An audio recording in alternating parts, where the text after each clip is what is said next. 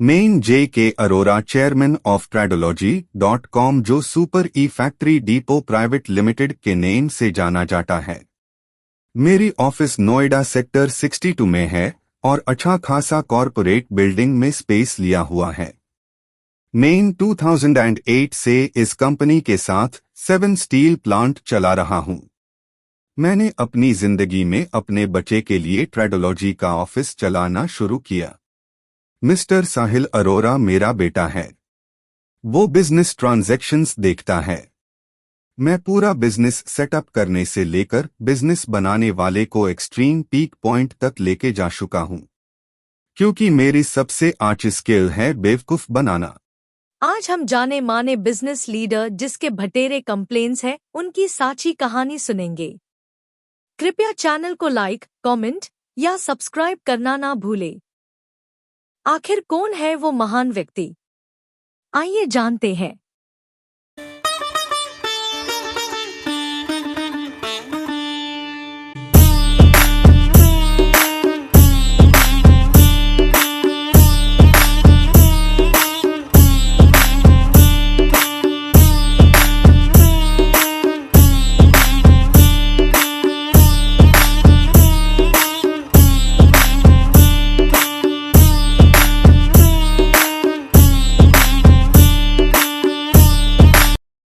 Good morning Shri Arora, हमारे साथ जुड़ने के लिए धन्यवाद।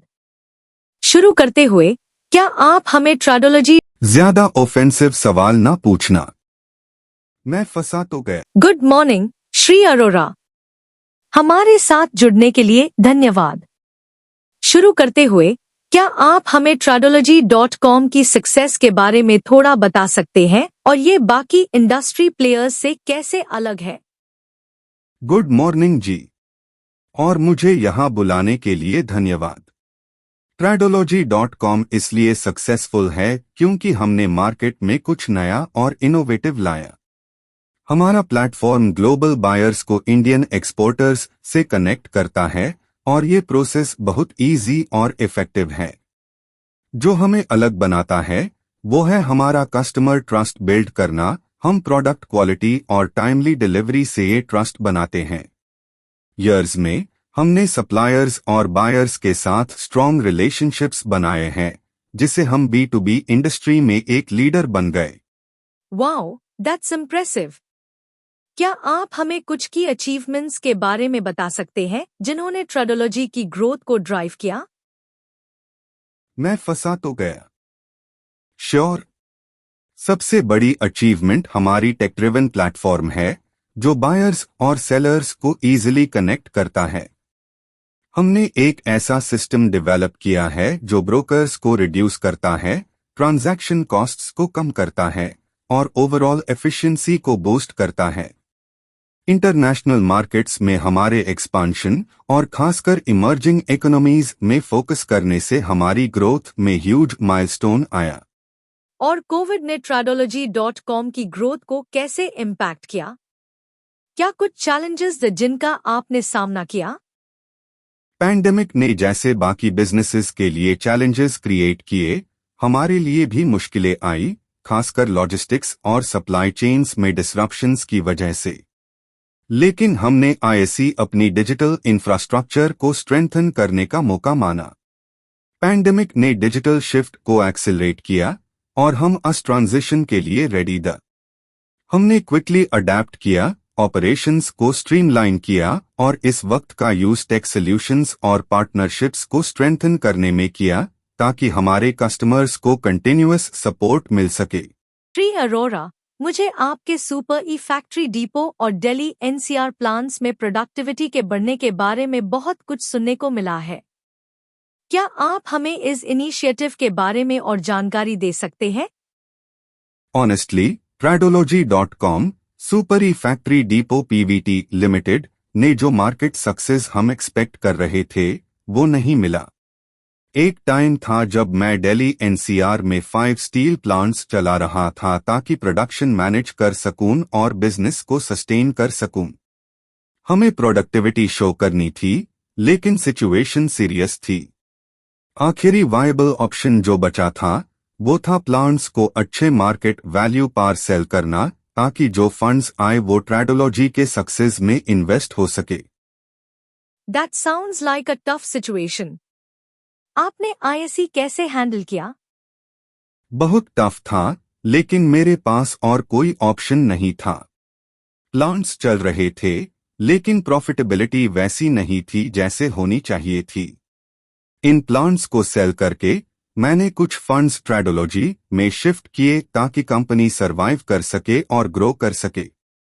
इन a way, this transaction helped to reinvest some black money into the business, which made Tradology a stronger platform, although the source of those funds wasn't ideal. लगता है कि आप काफी प्रेशर में दी इन डिसीजंस को सक्सेसफुल बनाने के लिए।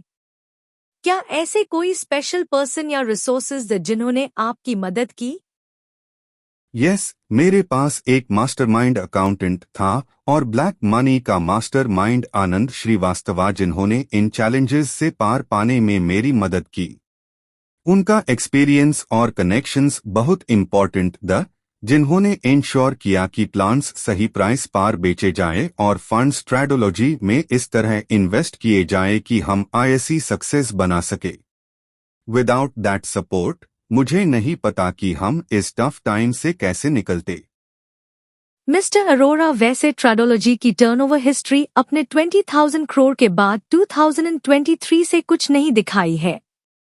इज्जत ट्रेडोलॉजी की संभलते संभलते डूब क्यों जा रही? हाँ, मुझे इस कंसर्न का एहसास है। हम इंटरनल रिस्ट्रक्चरिंग और इनोवेशन पर फोकस कर रहे थे, जिसमें मैंने 2000 से भी ज्यादा एम्प्लॉइज टू हायर किए और अगर एक महीने में सेल नहीं लाई तो टर्मिनेट कर दिया, जिसके कारण पब्लिक अपडेट्स में थोड़ी देर हुई। अभी भी मुझे कोई काम करने वाला मैनेजर्स नहीं मिल रहा है, लेकिन हम नए इनिशिएटिव्स पर काम कर रहे हैं और हालांकि रिपोर्ट्स उतनी बार नहीं आई हैं, लेकिन ट्रस्ट मी, हम बिहाइंड द सीन्स काफी प्रोग्रेस कर रहे हैं, जिसमें सरकार और labour court, company affairs and corporates को छुट्टियां बना के पैसा बचा रहे हैं। हम जल्द ही न्यू रिपोर्ट्स जारी करेंगे जो हमारे स्टेक होल्डर्स को हमारी प्रोग्रेस दिखाई दे और फ्यूचर डायरेक्शन के बारे में क्लैरिटी देंगे, जिसमें हमें FIR से नया कस्टमर बनाने में हेल्प मिलेगी। श्री अरोरा, ट्रेडोलॉजी की सक्सेस की कहानी में हमें ये भी मानना पड़ेगा कि कुछ चैलेंजेस आए हैं। क्या आप हमें कुछ मोमेंट्स के बारे में बता सकते हैं जब चीजें गलत हो गई? थिंकिंग ऑनेस्टली, मेन कहूंगा कि जितनी भी फेलियर्स और रोड ब्लॉक्स आए, वो मोस्टली मेरी रिस्पॉन्सिबिलिटी थी। मेन अनडिसीजंस का पूरी तरह से जिम्मेदार हूं।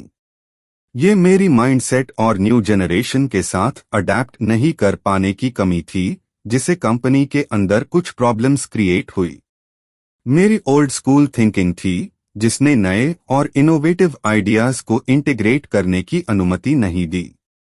मैंने वर्कर्स के चेंजिंग डायनामिक्स को समझने में गलती की और ज्यादा इंक्लूसिव, फ्लेक्सिबल और टेक ड्रिवन अप्रोच को नजरअंदाज किया। हाँ, कभी कभी मैं अपनी सोच में रिजिड था। मुझे लगा था कि ट्रेडिशनल मेथड्स बिना किसी बदलाव के चलते रहेंगे, लेकिन दुनिया बदल चुकी थी। नए आइडियाज और फ्रेश पर्सपेक्टिव्स को अक्सर इग्नोर किया गया और यहाँ मैंने गलती की। मैंने वो एनवायरनमेंट नहीं क्रिएट किया जहां न्यू आइडियाज को वेलकम किया जाता।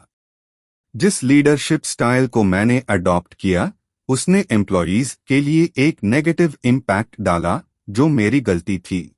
ये सच में एक ईमानदार कबूलनामा है, श्री अरोरा। अब आप आगे कैसे सोचते हैं? आगे बढ़ते हुए मैं ट्रेडोलॉजी को और खुद को बदलने के लिए कमिटेड हूँ।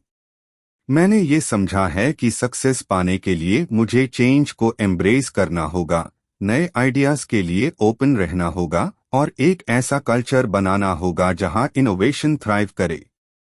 मैं अब ट्रेडोलॉजी की वेबसाइट रीस्ट्रक्चर कर रहा हूं और मुझे इंडियन चुटिये एक्सपोर्टर भी चाहिए होंगे जो ट्रेड ई-कॉमर्स के नाम पे पैसे दी।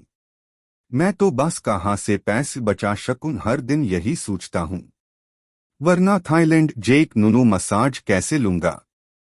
मेरी पास्ट मिस्टेक्स अब एक लेसन बन चुकी है और मेन ट्रेडोलॉजी को न्यू लीडरशिप और स्किल्स के साथ नई ऊंचाइयों पर ले जाने की प्लान बना रहा हूं। If I can change, the company can change to.